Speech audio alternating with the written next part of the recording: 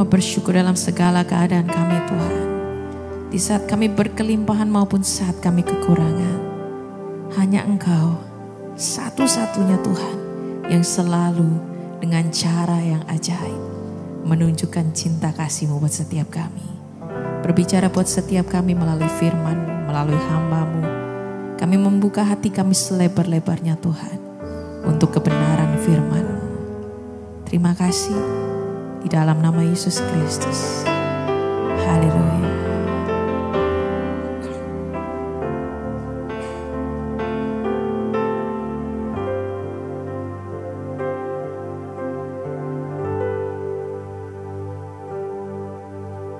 Dalam segala keadaan, waktu berlimpah maupun kurang, tetap Yesus yang mempesona hatiku. Dia beri hidup dan kesempatan baru di setiap musim kehidupan. Waktu ku kuat maupun lemah, tetap Yesus yang mempesona hatiku. Dia beri hidup dan kesempatan baru.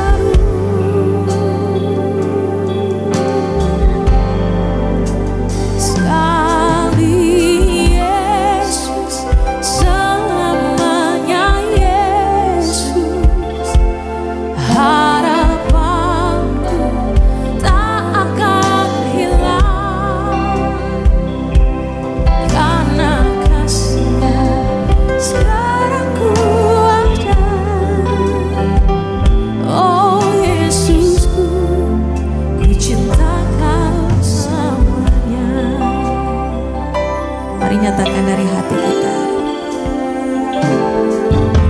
Di setiap musim kehidupan, waktu ku kuat maupun lemah, tetap Yesus yang mempesona hatiku. Dia beri hidup dan kesempatan baru. Mari angkat tinggi tangan kita. Sekali Yesus, selamanya Yesus. Harapanku tak akan hilang, karena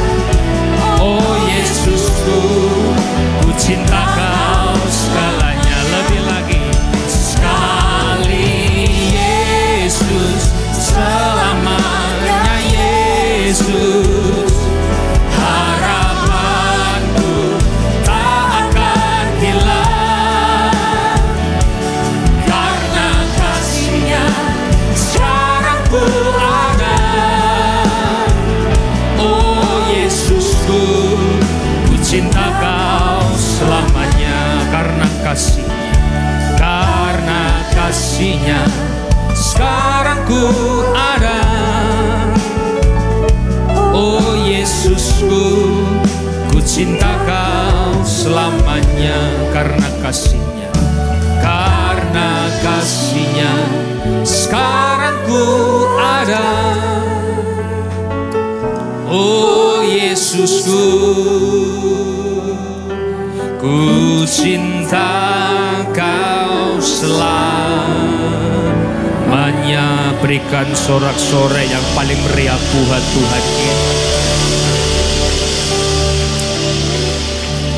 Kami ada itu bukan karena kekuatan dan gagah kami hari ini ya Tuhan. Kami ada itu semua karena kasih kemurahan Tuhan. Untuk itu kami mau mengerjakan kasih itu menjadi bagian dalam hidup kami. Bukan hanya menerima, tapi kami boleh mengerjakan, bertanggung jawab dengan kasih yang Tuhan berikan kepada kami. Tuhan, kami buka hati kami, supaya firman Allah boleh menguasai setiap hati kami. Firman Allah boleh memberikan kekuatan dalam hati kami. Firman Allah boleh menyembuhkan hati kami yang terluka. Dan firman Allah boleh merubah kehidupan kami. Terima kasih Roh Kudus, berbicaralah dan kami siap untuk mendengarnya. Di dalam satu nama Tuhan Yesus Kristus kami siap mendengar firman-Mu. Sama-sama kita boleh berkata, amin. Tetap bangkit berdiri saudara, kita akan membaca Mega Project Karakter Kristus di hari Rabu bersama-sama. Bapak Ibu boleh ikuti saya, Mega Project Karakter Kristus hari Rabu. Mega Project Karakter Kristus hari Rabu. Murah hati, disiplin, penguasaan diri, kesalehan.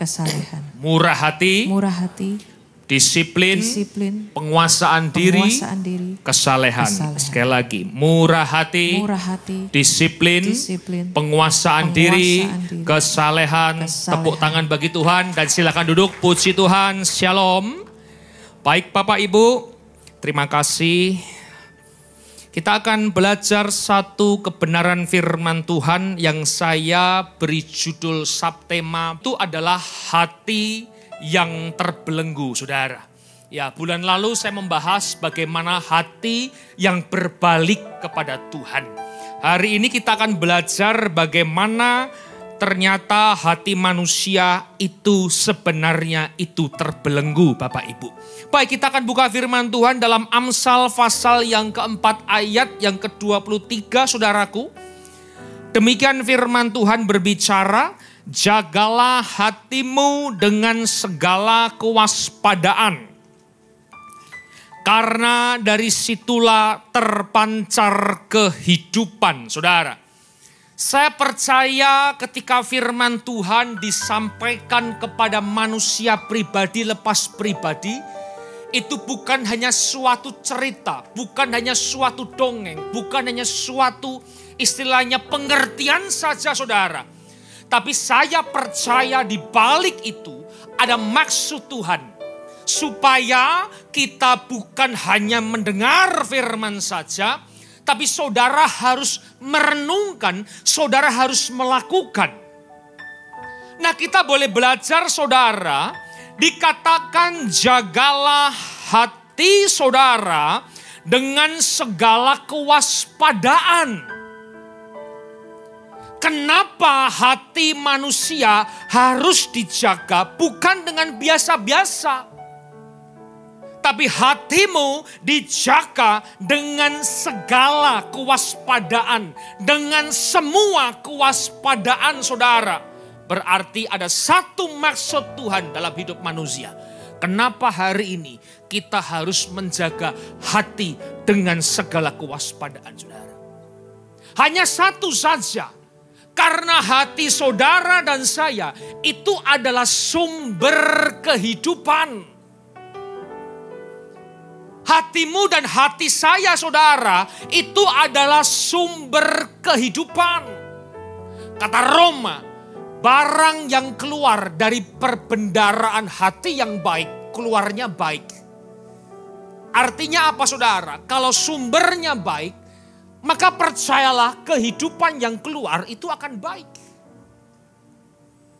Sumbernya sudah baik, sumber kehidupannya itu baik saudara, maka kehidupan kita itu akan baik.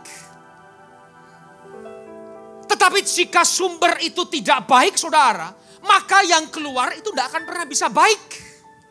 Sekalipun terlihat baik, tapi sebenarnya dia tidak bisa menjadi baik karena hatinya tidak pernah bisa baik. Maka dari itu tugas kita hari ini adalah menjaga hati saudara dan saya. Karena hati itu adalah sumber kehidupan saudara. Ketika Tuhan tahu hatimu adalah sumber kehidupan, maka izinkan saya mengatakan bukan hanya Tuhan yang tahu, tapi setan juga tahu hati manusia itu sumber kehidupan. Kalau Tuhan memberikan dengan firman-Nya, jagalah hatimu, jaga hati, jaga sumbernya saudara. Maka setan pun juga tahu sebenarnya hatimu itu adalah sumber kehidupan. Makanya dijaga. Supaya nggak diambil. Seperti perumpamaan benih menabur benih saudara. Hati yang penuh dengan ketakutan, hati yang penuh dengan dosa, hati yang subur, yang bertumbuh. Kalau Tuhan tahu hatimu sumber kehidupan, maka setan pun tahu hati kita juga sumber kehidupan Bapak Ibu. Makanya jaga hati baik-baik saudara. Nah saudara, jangan sampai hatimu terbelenggu. Saya punya satu diagram begini saudara. Ini saya simpulkan sendiri. Ada hal-hal yang tidak pernah dibelenggu oleh si jahat. Perhatikan baik-baik saudara. Tangan saudara itu tidak pernah dibelenggu sama si jahat. Anda bisa beribadah, datang, berkarya dengan tangan saudara. Anda bisa melayani dengan tangan saudara. Anda bisa beri dengan tangan saudara. Anda bisa bermain musik dengan tangan saudara. Tanganmu nggak dibelenggu sama si jahat karena si jahat tahu tangan Anda bukan sumber kehidupan Anda, saudara. Jangan berpikir tanganmu itu sumber kehidupanmu. Nggak bisa. Setan tidak pernah membelenggu tangan saudara. Karena tangan Anda bukan sumber kehidupan manusia. Kaki saudara gak pernah dibelenggu sama si jahat. Datang gereja dengan bebas. Datang bisa komsel. Datang beribadah. Datang melayani. Datang ke rumah teman saudara. Tangan saudara, kaki saudara gak dibelenggu sama si jahat. Karena si jahat tahu kaki Anda bukan sumber kehidupan. Apalagi mulut Anda saudara. Mulut Bapak Ibu bisa memuji Tuhan, bermazmur nama Tuhan. Anda bisa pimpin pujian, Anda bisa singer, Anda bisa khotbah, Anda bisa bersaksi saudara. Tapi sayangnya setan tidak pernah belenggu mulut saudara. Makanya orang Kristen diberikan kebebasan. Kenapa? Karena mulut bukan sumber kehidupan. Apalagi mata saudara menyaksikan kebaikan Tuhan, menyaksikan kesaksian teman saudara. Tidak pernah dibelenggu mata kita karena mata kita bukan sumber kehidupan kita. Telinga saudara datang di gereja dengar firman Tuhan. Telinga di gereja datang dengar puji-pujian saudara. Tidak pernah dibelenggu karena setan tahu telinga Anda bukan sumber kehidupan. Sepertinya kita bebas melakukan apa yang menjadi kesenangan bagi manusia. Air mata saudara menyembah Tuhan, meneteskan demi tetes air mata saudara. Anda bisa menyaksikan kehebatan, sayang Tuhan, kasih Tuhan, kemurahan Tuhan dengan air mata saudara. Tentunya banyak utang juga banyak air mata saudara. Apalagi tidak bisa membayar saudara. Banyak masalah juga banyak air mata juga saudara. Tidak pernah dibelenggu air mata saudara. Karena air mata Anda bukan sumber kehidupan Anda. Waktu Anda bebas datang gereja, waktu Anda bebas melayani Tuhan, waktu Anda bebas untuk bisa bersaksi saudara, tidak dibelenggu karena waktu bukan sumber kehidupan. Kesempatan Anda dalam melayani, dalam berdoa, dalam bersaksi, dalam memimpin sebuah gereja, memimpin sebuah komsel, saudara. Tidak pernah dibelenggu, diizinkan itu terjadi. Karena setan tahu, waktu Anda, kesempatan Anda, itu bukan sumber kehidupan. Talenta Anda berkembang 1, 2, 5, 10, 20, 30, macam-macam, saudara.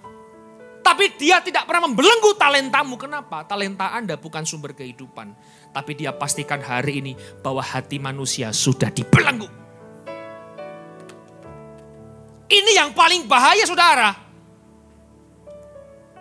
Tangan bebas, kaki bebas, tapi hatinya dibelenggu.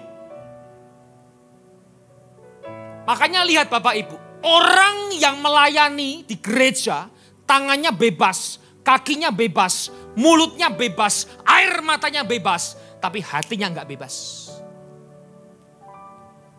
Dia bisa khotbah mungkin seperti saya, dia bisa WL, dia bisa singer, bisa ngambil bagian dalam pelayanan saudara.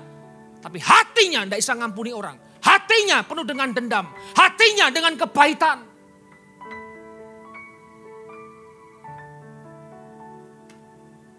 Bebas, tapi hatinya dibelenggu sama si jahat.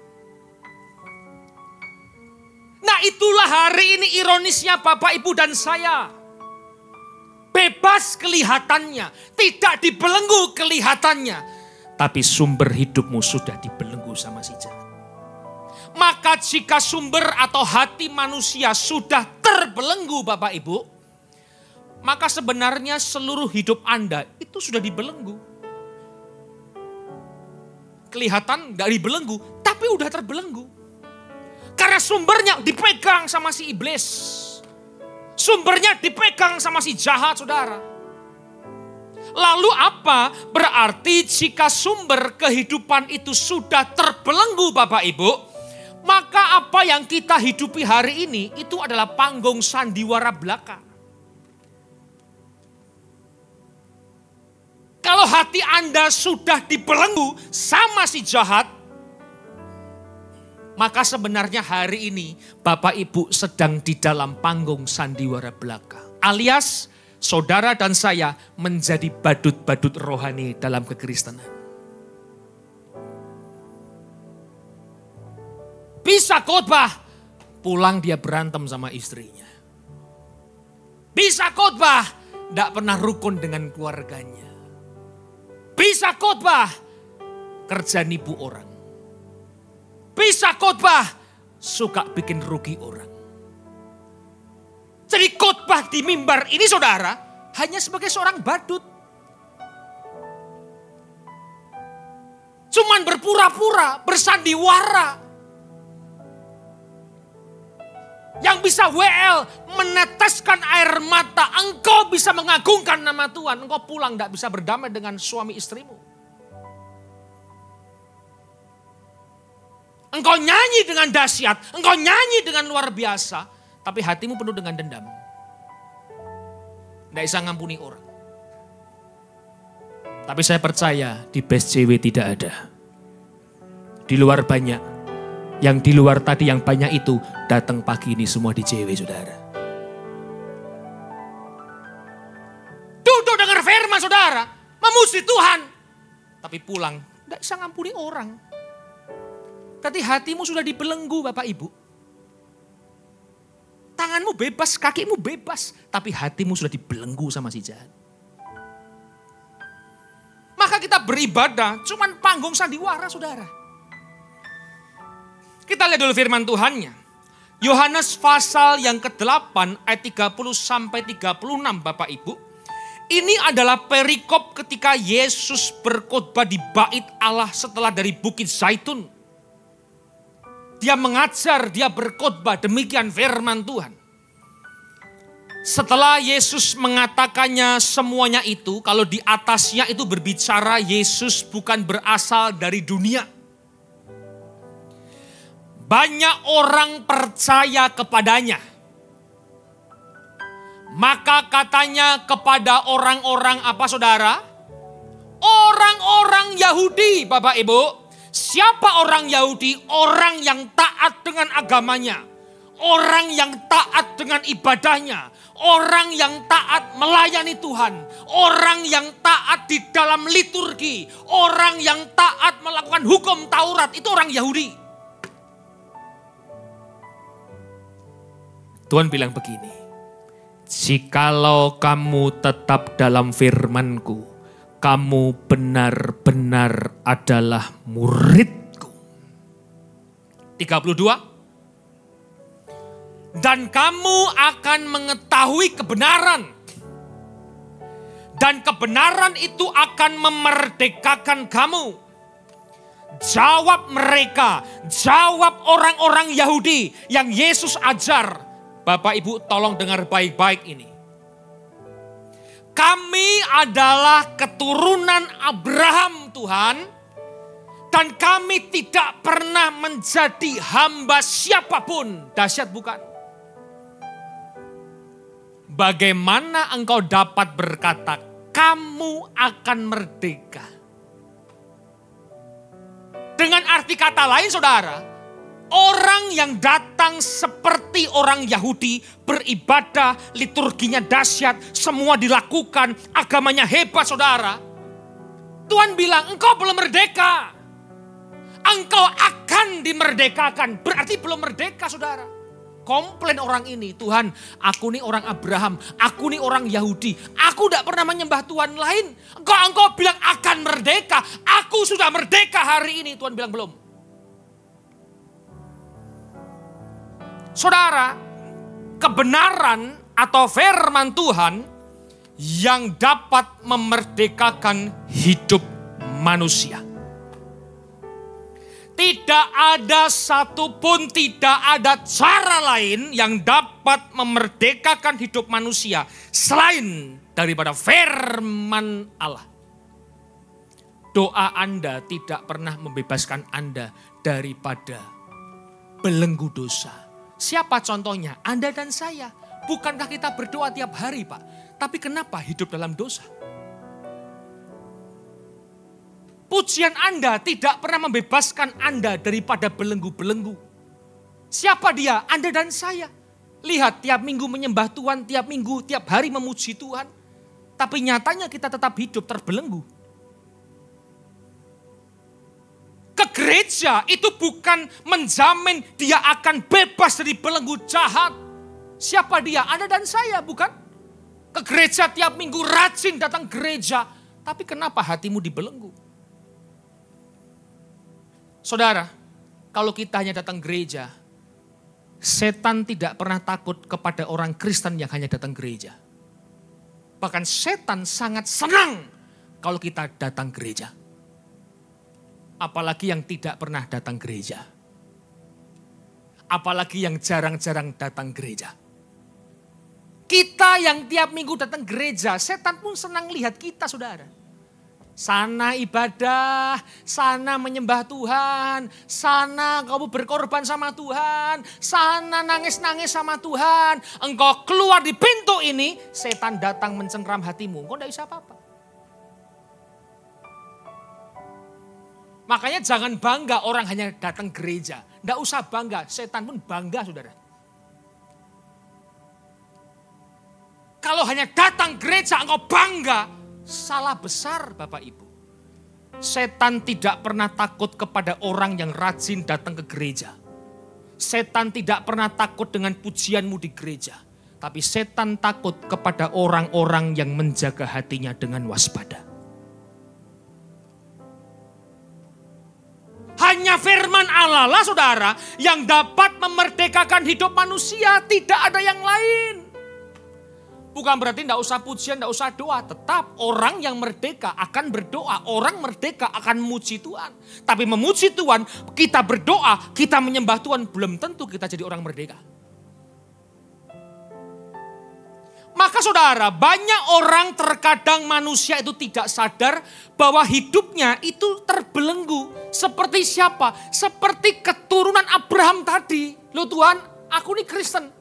Aku ini doa, aku ini puasa, aku nyembah Tuhan, aku datang gereja, aku perpuluhan, aku kasih persembahan, aku khotbah tiap minggu, aku WS minggu 8 kali. Tuhan katakan kita belum merdeka Bapak Ibu. Terjebaklah kita kepada orang-orang Yahudi. Makanya Kristen itu bukan sebuah agama saja. Tapi Kristen itu sebuah kehidupan. Kristen bukan duduk dengar firman pujian setengah jam, satu lagu cepat, satu lagu lambat, dua lagu cepat, satu lagu lambat, pendeta khotbah, khotbahnya kelamaan, update status IG yang udah jelek, gendut, khotbah lama lagi. Dua berkat, amin, pulang, gak berubah. Kristen bukan sekedar itu saudara. Kristen itu adalah kehidupan.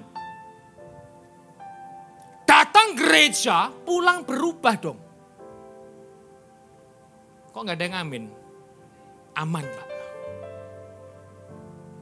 Datang gereja, pulang bertobat dong. Yang melayani, engkau melayani di mimbar ini, pulang tambah tobat sebenarnya. Tapi sekarang yang melayani bukan bertobat, tapi membuat tobat gembalanya. Kita terjebak kepada seperti orang-orang Yahudi saudara. Lihat apa kata Yesus ayat 34. Kata Yesus kepada mereka, aku berkata kepadamu, orang Yahudi dengar baik-baik. Sesungguhnya setiap orang yang berbuat dosa adalah hamba dosa. Dan hamba tidak tetap tinggal dalam rumah, tetapi anak tetap tinggal di dalam rumah. Jadi apabila anak itu memerdekakan kamu, kamu pun benar-benar merdeka. Dengan arti kata lain Tuhan bilang begini, engkau yang rajin orang yang melayani, engkau yang rajin hidup dalam gereja, engkau yang rajin dalam liturgi agamamu. Kalau engkau hidup dalam dosa, engkau belum merdeka.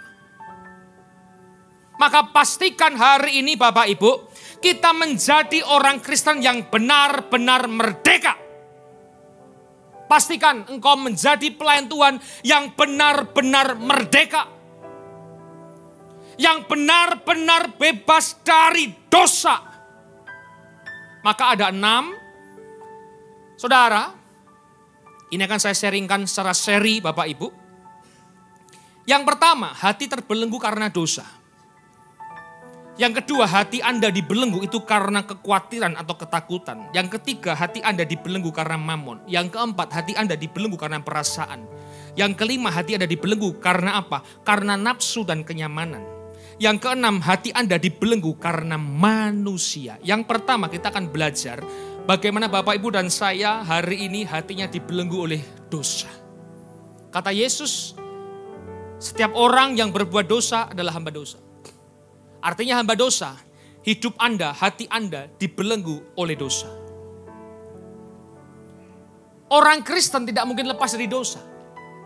Orang Kristen pasti berdosa. Nanti saya terangkan ayat penutupnya itu. Saya pernah khotbahkan ini. Orang berdosa, ya. Tapi jangan orang Kristen hidupi dosa atau membuai dosa. Udah tahu dosa, bertobat dong. Orang Kristen udah tahu dosa, disimpan, dibuahi, dikasih pupuk, disiram, tambah dia berdosa. Artinya dia menghidupi dosa. Orang Kristen udah berdosa, harus bertobat, tidak mengulanginya. Itu orang Kristen. Makanya saudara, banyak orang itu tidak sadar dia dibelenggu oleh dosa hatinya. Tidak sadar. Kemarin saya khotbah di Jakarta saudara. Saya bilang hati Anda dibelenggu sama dosa. Anda tidak sadar, pulang saya disalami. Pak, terima kasih. Ternyata selama ini saya hatinya terbelenggu. Saya bilang, Pak, yang khotbah pun juga terbelenggu hatinya. Selama kita hidup dalam dunia ini sebagai manusia, kita pasti ada yang namanya dosa, Pak. Karena saya khotbah bukan saya tanpa dosa, saya pun ada dosa. Tapi orang Kristen tidak boleh menghidupi dosa. Makanya kenapa Bapak Ibu? Dosa adalah sarana iblis untuk membuat seseorang tidak bisa maju di dalam iman karena dia sudah terbelenggu. satu cerita yang sangat-sangat memberkati kita semua harusnya. Yaitu adalah ketika Kain dan Habel mempersembahkan. Ini menarik sekali, saya langsung saja di Kejadian 4 ayat yang ke-7. Kain adalah petani dan Habel itu adalah gembala kambing domba. Persembahan Kain tidak diterima. Dan firman Tuhan datang langsung, bukan dengan perantaraan. Ini firman Tuhan yang bicara. Demikian firman Tuhan. Apakah kamu tidak akan berseri Kain jika engkau berbuat baik? Tetapi jika engkau tidak berbuat baik, catat, dosa sudah mengintip di depan pintu. Ia sangat menggoda, dosa sangat menggoda. Tetapi engkau harus berkuasa atasnya.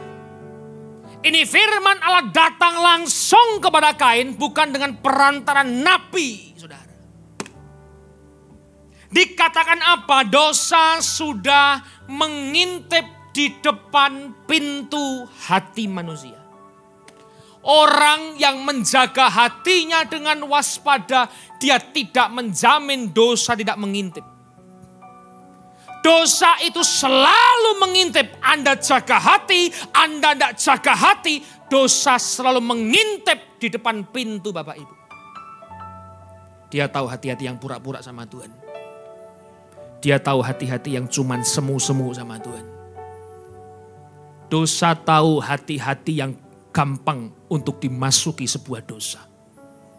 Dosa tahu hati-hati yang rapuh. Dosa mengintip di depan pintu hati saudara. Bagi saya ada dua pribadi yang sedang ngantri di depan pintu hati saudara. Yang pertama adalah si jahat.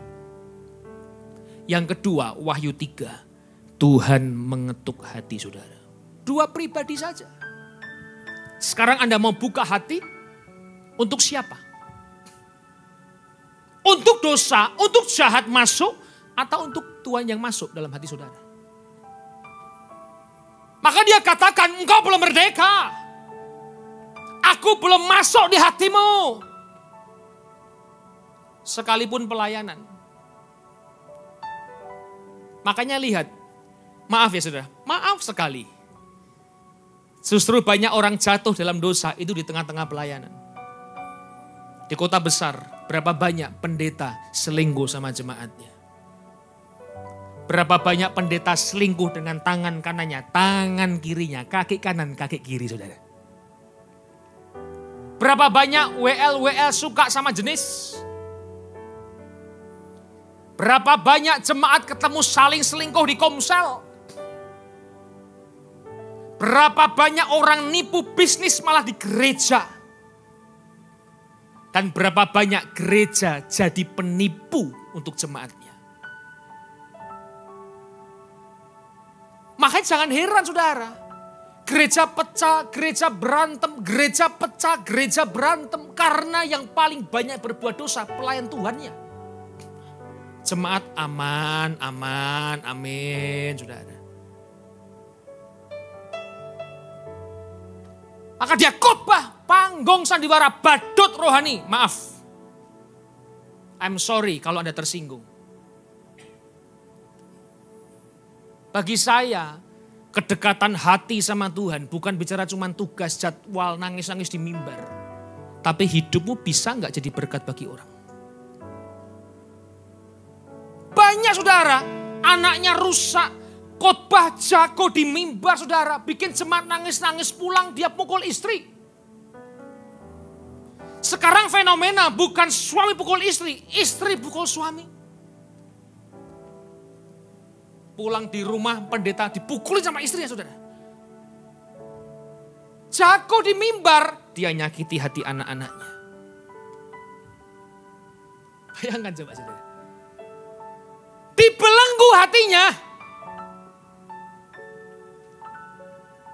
Maka hati-hati dengan dosa. Yang selingkuh berhenti.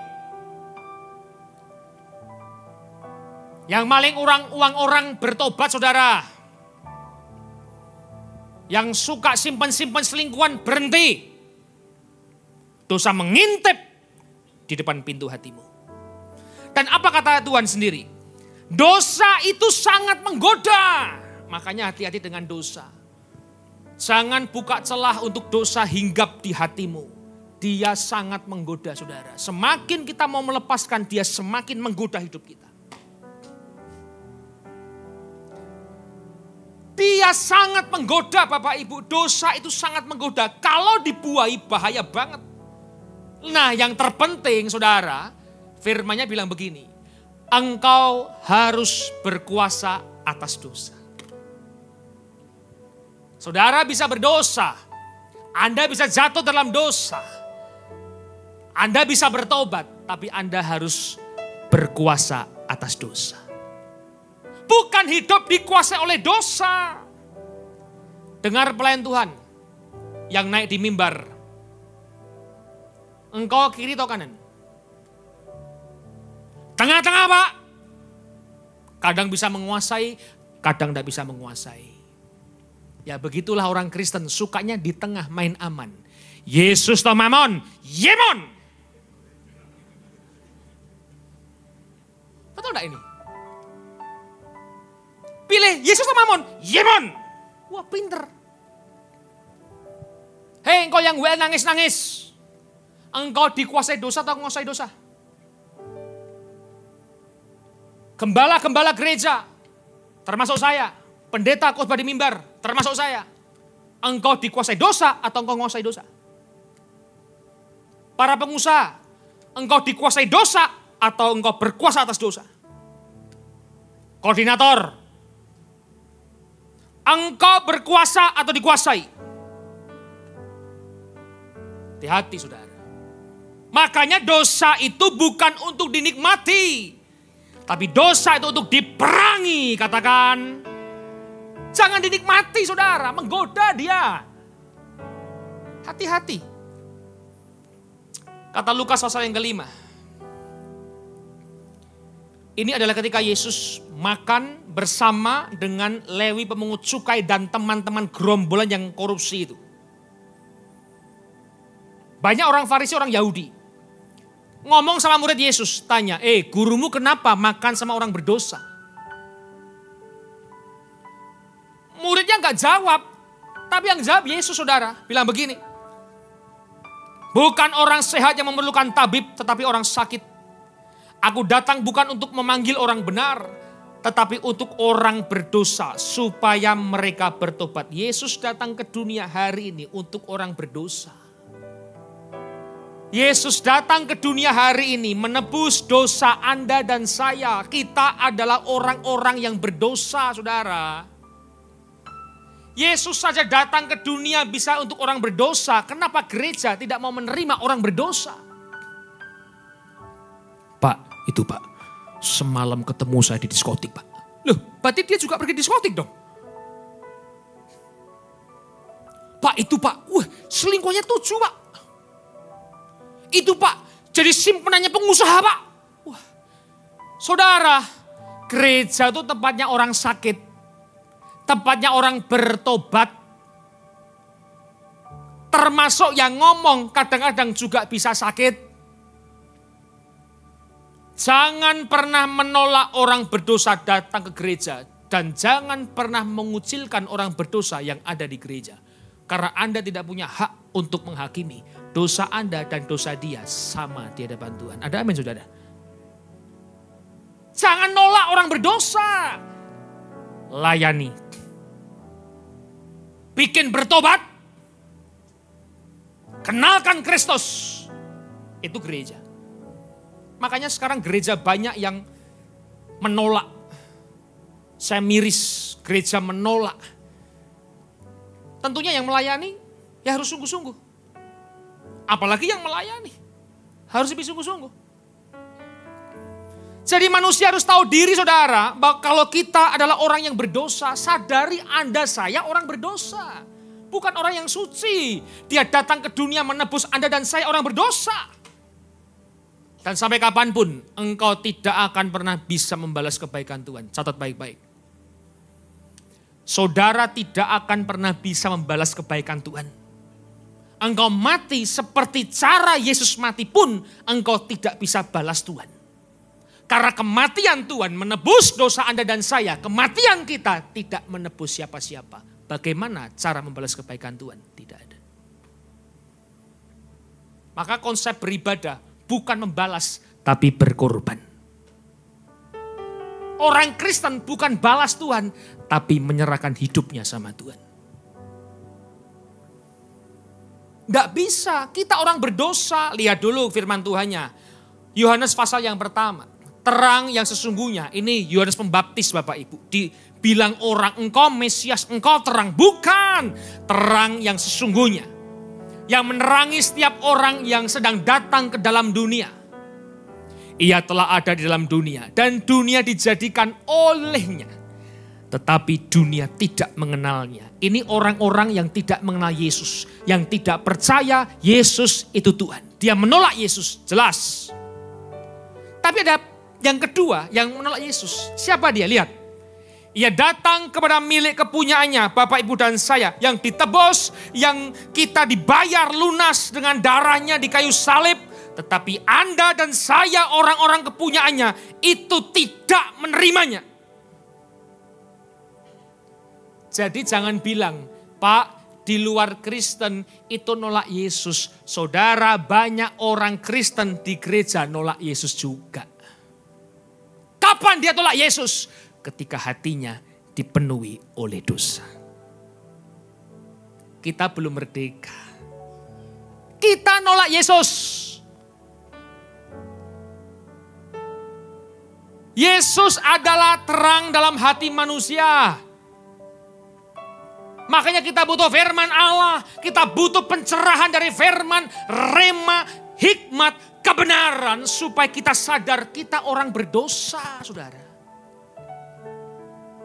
Kalau enggak firman Tuhan, siapa yang bisa menyucikan hatimu dan saya?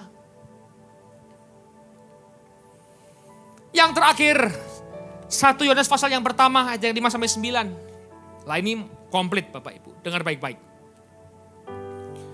Dan inilah berita yang telah kami dengar dari Dia, dan yang kami sampaikan kepada Bapak Ibu dan saya, kamu. Allah adalah terang dan di dalam Dia sama sekali tidak ada kegelapan, menggenapi kitab Pembaptis Yohanes tadi. Yesus terang sesungguhnya. Gak ada gelap. Ayat yang ke-6, jika kita katakan bahwa kita beroleh persekutuan dengan Dia, namun kita hidup di dalam kegelapan. Dikatakan apa? Kita berdusta. Dan kita tidak melakukan kebenaran. Maka hanya agama. Kalau kita hidup dalam gelap, kita dusta semua saudara. Termasuk pendeta, termasuk WL, termasuk singer, termasuk pemusik. Kalau Anda jago main musik, tapi hidup tidak di dalam terang, saudara berdusta. Ayat yang ke-7. Tetapi jika kita hidup di dalam terang, sama seperti Dia ada di dalam terang, maka kita beroleh persekutuan. Ini bicara kemurahan anugerah Tuhan. Keselamatan bukan kita cari. Keselamatan Tuhan beri, kita jaga. Itu keselamatan. Bukan kita cari. Tuhan yang beri anugerah, kita jaga anugerah itu. Dengan cara apa? Hidup dalam terang. Hidup dalam firman-Nya. Orang hanya fokus kepada anugerah-anugerah, kemurahan-kemurahan. Tapi tidak menjaga anugerah itu. Saudara, lihat baik-baik. Yang menyucikan kita daripada segala dosa. Jika kita hidup di dalam terang, saudara, maka darah Yesus anaknya itu menyucikan kita dari segala dosa. Yang dapat menyucikan kita dari dosa. Cuma satu, saudara harus hidup di dalam terang. Bukan doa, bukan puasa, bukan penyembahan. Bukan ke gereja rajin. Gak menjamin kau bebas dari dosa. Yang membebaskan kita dari dosa. Ketika kita hidup di dalam terang. Kita hidup di dalam firman-Nya. Jika kita berkata bahwa kita tidak berdosa. Manusia. maka kita juga berdusta.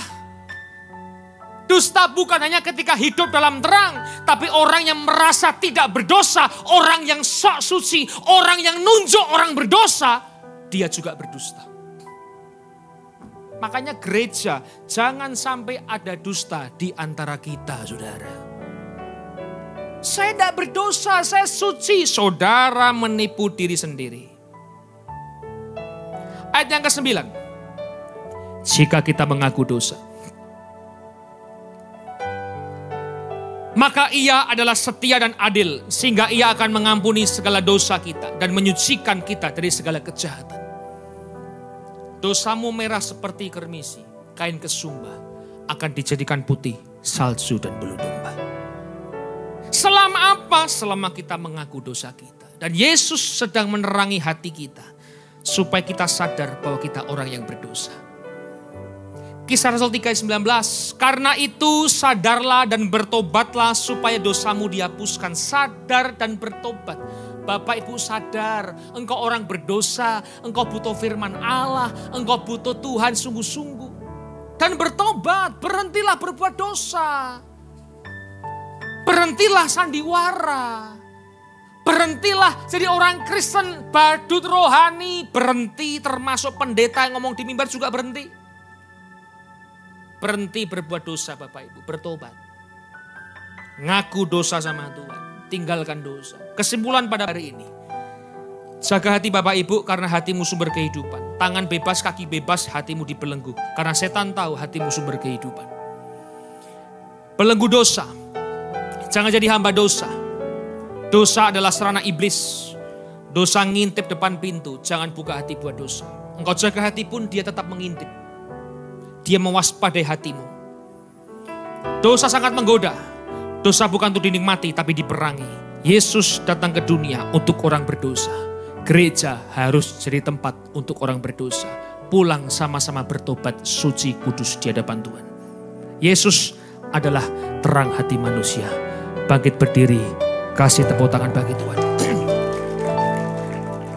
Pastikan hatimu tidak dibelenggu. Kaki tanganmu bebas, waktu bebas, kesempatan bebas, air mata bebas, telinga bebas. Setan tidak pernah belenggu itu semua. Engkau bebas melayani, engkau bebas menangis, engkau bebas berbahasa roh, engkau bebas dalam pelayanan, engkau bebas ke gereja. Setan tidak pernah belenggu itu.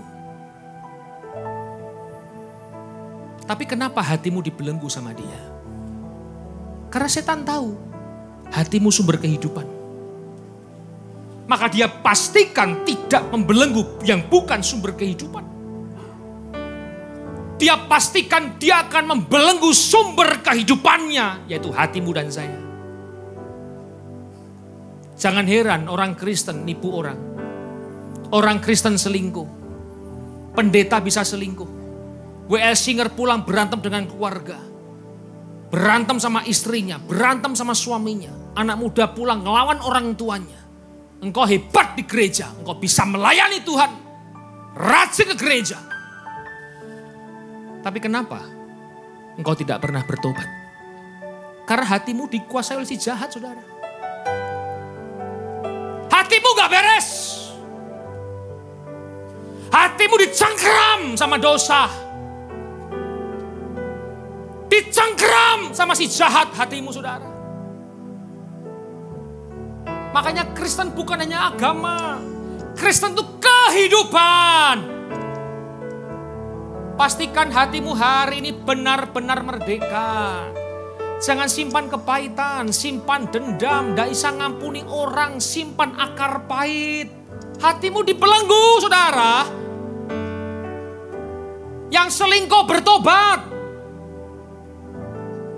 Bertobat. Nipu orang bertobat. Bikin orang rugi bertobat semua. Pendeta, gembala, pelayan Tuhan bertobat semuanya. Jangan hatimu dikuasai oleh dosa. Dibelenggu sama dosa. Kita yang jaga hati baik-baik saja, dosa mengintip di depan pintu loh saudara. Apalagi yang gak mau jaga hati. Dia tahu hati-hati yang pura-pura, hati yang cuma setengah-setengah sama Tuhan. Dia tahu itu semua. air mata palsu, dia tahu semua. Orang yang berdiri di atas mimbar hanya panggung sandiwara, saya mau katakan, dia tahu hatimu hanya berpura-pura sama Tuhan. Engkau bisa hebat khotbah, bisa hebat WL, tapi dia tahu hatimu dikuasai sama si jahat. Sadari, kita orang berdosa, bertobat Bapak Ibu. Pengusaha yang baik kerjanya, engkau orang Kristen. Yang WL, sungguh-sungguhlah. Yang singer, sungguh-sungguhlah sama Tuhan. Pendeta, sungguh-sungguhlah sama Tuhan. Ini bukan panggung sandiwara, ini panggung yang kudus. Ini tempat yang kudus, rumah Tuhan yang kudus. Semua orang Kristen harus bertobat, tinggalkan dosa, sadar. Jangan dibelenggu oleh dosa hatimu. Datang sama Tuhan, pengakuan sama Tuhan. Buka hatimu, lepaskan pengampunan, maka pemulihan akan terjadi, saudara.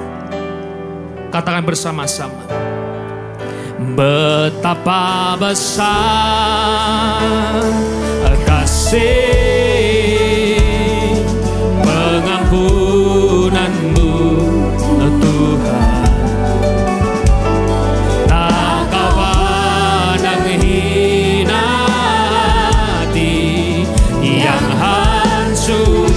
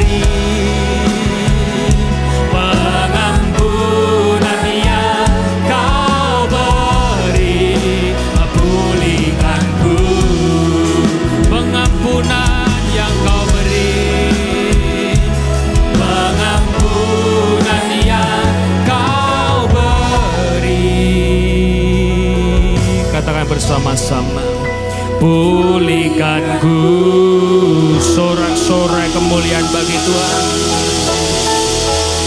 Kami berdoa untuk gereja-gereja di muka bumi, bagi para hamba Tuhan sampai kepada semua jemaatnya. Kiranya Tuhan memberkati mereka semua, supaya mereka menjadi berkat dan berdampak, sehingga gereja di muka bumi ini dipenuhi oleh jemaat yang mencari Tuhan dengan tulus dan takut. Buat semua hamba Tuhan, semua gereja, semua keluarga, semua pelayan Tuhan, semua orang Kristen bersatu, rukun, tidak terpecah-pecah, supaya dunia boleh percaya Yesus adalah Tuhan bagi kemuliaan Allah Bapa.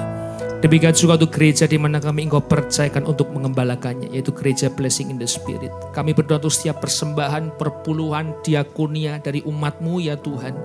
Kiranya Tuhan menerimanya, Tuhan membalasnya, biar persembahan ini berkenan kepada hati Tuhan.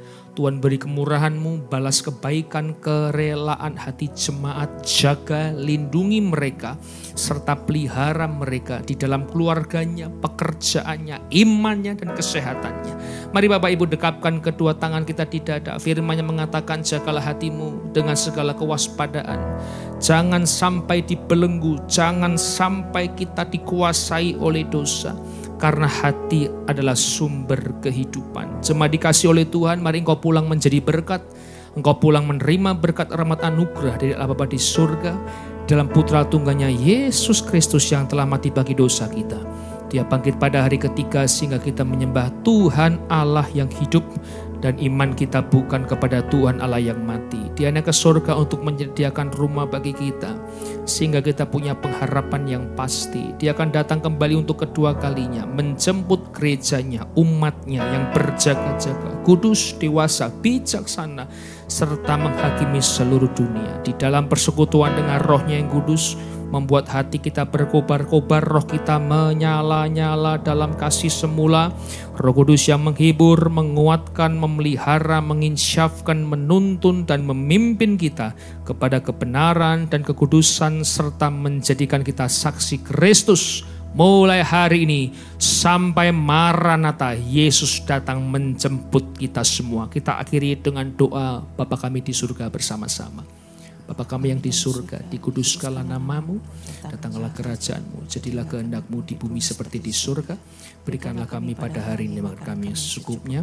Ampunilah kami akan kesalahan kami, seperti kami juga mengampuni orang yang bersalah kepada kami. Dan janganlah membawa ke dalam pencobaan, tapi lepaskanlah kami daripada yang jahat, karena Engkau yang punya kerajaan dan kuasa dan kemuliaan sampai selama-lamanya. Amin.